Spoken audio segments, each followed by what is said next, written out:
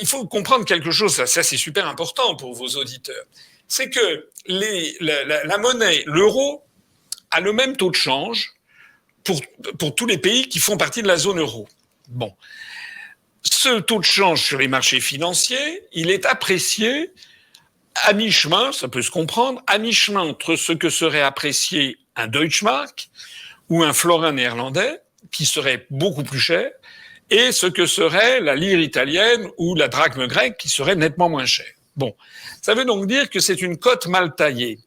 Cette cote mal taillée, elle est comment dirais-je, par nature, elle aggrave les choses. Pourquoi ? Parce que les pays du sud de l'Europe, Espagne avec les scudo, le Portugal avec les scudo, l'Espagne avec la peseta, la lire italienne, le drachme grec et même la France, sont des pays dont la compétitivité et son évolution surtout est traditionnellement moins rapide qu'en Allemagne et dans les pays du Nord, l'Allemagne et les Pays-Bas. Bon, ça veut donc dire que nous avons, les pays du Sud sont confrontés à une monnaie qui est trop chère par rapport à leur compétitivité, et chaque année qui passe, ça s'aggrave, alors que l'Allemagne, elle bénéficie d'une monnaie qui n'est pas assez chère, puisque cette monnaie, elle est cotée entre ce que serait la lire italienne et le Deutschmark. Le résultat, d'ailleurs, que l'on voit dans les statistiques macroéconomiques, c'est que l'Allemagne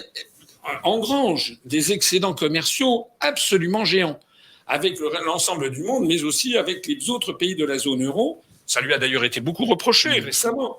On dit aux Allemands quand même, vous pourriez faire un effort, etc. Mais parce qu'on a en fait une monnaie commune pour des États dont les économies sont très différentes. On n'a pas la même économie que l'Allemagne. On n'a pas les mêmes relations de travail. On n'a pas la même tradition syndicale. On n'a pas le même gros tissu de PME. En Allemagne, ils ont plusieurs milliers de très grosses PME.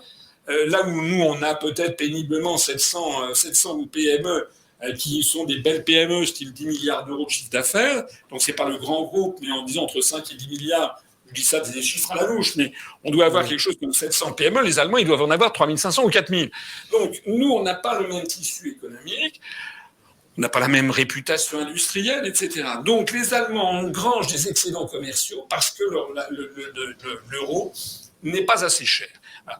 Ça veut dire qu'il se passe un phénomène, alors là c'est un peu compliqué à expliquer, mais je vais essayer d'être rapide et clair, c'est que les pays à l'intérieur de la zone euro, vous avez des déficits commerciaux structurels des pays du sud de l'Europe vis-à-vis des pays du nord, et notamment vis-à-vis de 4 pays qui sont le Luxembourg, les Pays-Bas, l'Allemagne et la Finlande. Et donc, vous avez, si ça vous intéresse, allez jeter un œil sur la notice Wikipédia qui s'appelle Target 2, Target c'est comme ça veut dire la cible en anglais, c'est ce système des échanges de la comptabilisation de la balance des paiements courants à l'intérieur des pays de la zone euro. On a donc, depuis 1999, de 1999 jusqu'aux alentours d'environ 2008, on a eu quelque chose d'assez stable. Et à partir de 2007-2008, notamment avec la crise des subprimes, mais la suite, on a vu d'un seul coup une divergence. Une divergence qui fait qu'il y a de plus en plus de créances de l'Allemagne, mais aussi des Pays-Bas, de la Finlande et du Luxembourg, mais d'abord et avant tout de l'Allemagne, des créances à la Bundesbank, la Banque centrale allemande, sur les créances des pays du Sud, les plus plombés étant l'Italie, l'Espagne et à un moindre titre la Grèce. Et on voit cet écart qui ne cesse de s'aggraver. Alors ça veut dire quoi ? Ça veut dire que la Banque centrale allemande a des risques sur les banques centrales des pays du Sud qui sont de plus en plus importants.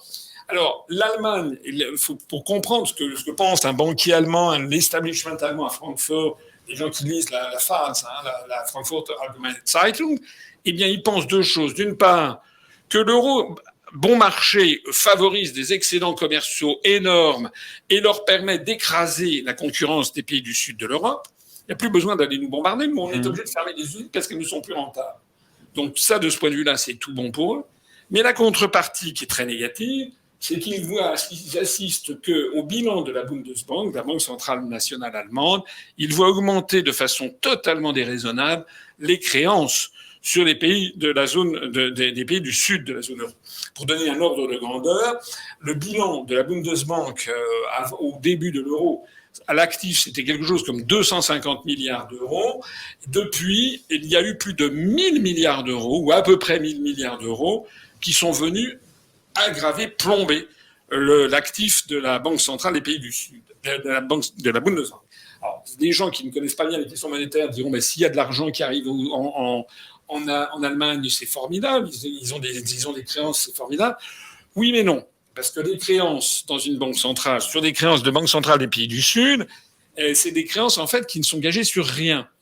Et si demain, ce qui peut arriver, si demain la Banque centrale de Grèce, la Banque centrale italienne, d'un seul coup, tombait en rideau, était en faillite, parce qu'une banque centrale peut faire faillite, et là, ça se traduirait immédiatement par un effondrement de la zone, et notamment sur l'Allemagne. C'est pour ça que vous avez une grande partie des patrons allemands, qui sont extrêmement inquiets des évolutions, qui pensent que l'échafaudage, parce que c'est d'un échafaudage qu'il s'agit, risque de s'effondrer, et que si ça s'effondre, les contribuables allemands pourraient en être pour plusieurs centaines, peut-être même 1500 milliards d'euros de pertes. C'est quelque chose de colossal.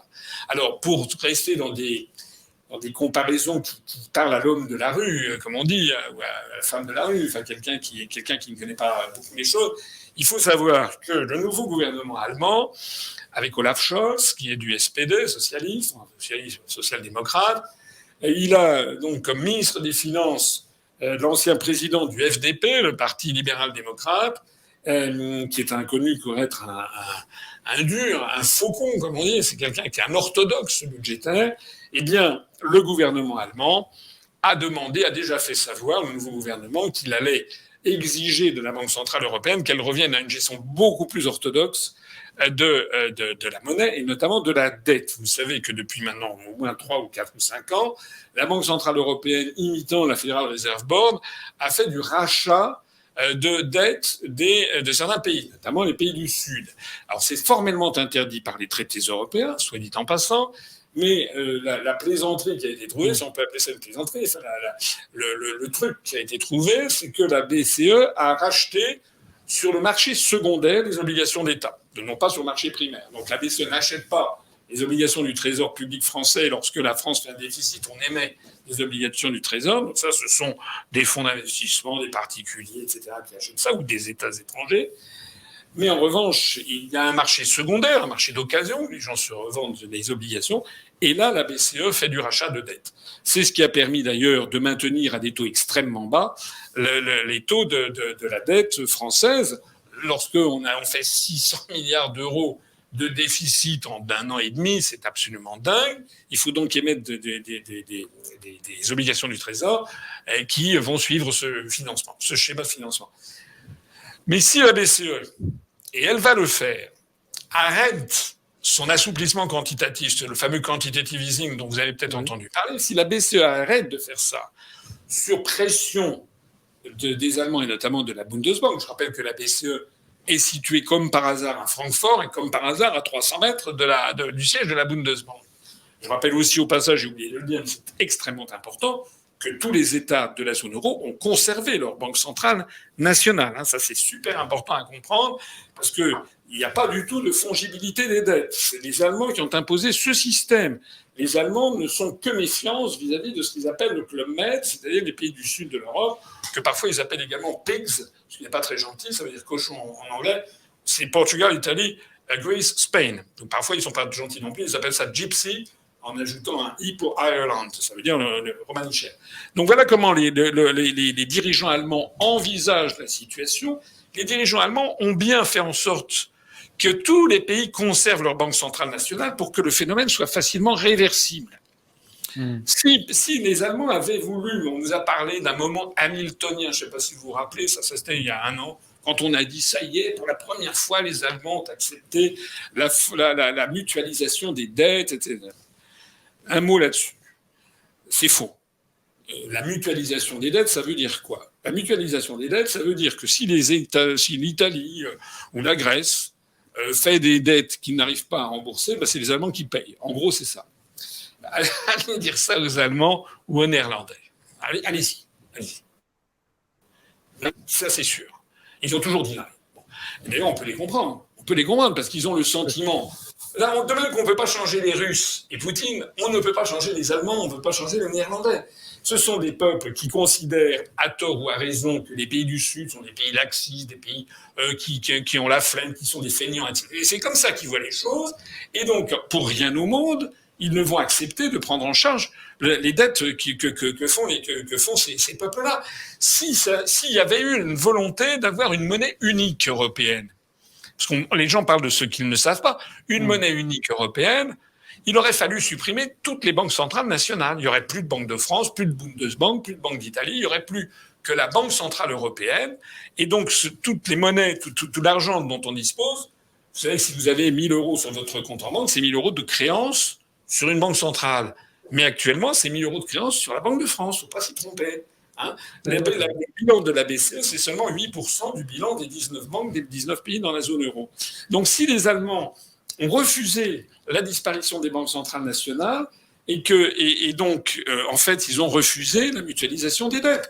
Et là, ce qui s'est passé quand on parle de mutualisation des dettes sur ce truc de 750 milliards d'euros, c'est une sinistre plaisanterie parce qu'en fait c'est la Commission européenne qui s'endette. Elle l'avait d'ailleurs déjà fait. Ce qui est vrai, c'est que ce qui est nouveau, c'est qu'elle l'avait fait pour quelques millions, dizaines de millions d'euros, dans des cas tout à fait marginaux, alors que là, c'est une vraie politique. La Commission européenne s'endette pour plusieurs centaines de milliards d'euros. Bon. Mais ce qu'il faut bien comprendre, c'est qu'il n'y a pas de mutualisation des dettes, c'est que les remboursements se feront au prorata des pays qui financent la Commission européenne. Donc la part de remboursement, par exemple, de l'Allemagne sera limitée à la part de son financement dans la Commission européenne. Donc il n'y a pas de mutualisation des dettes.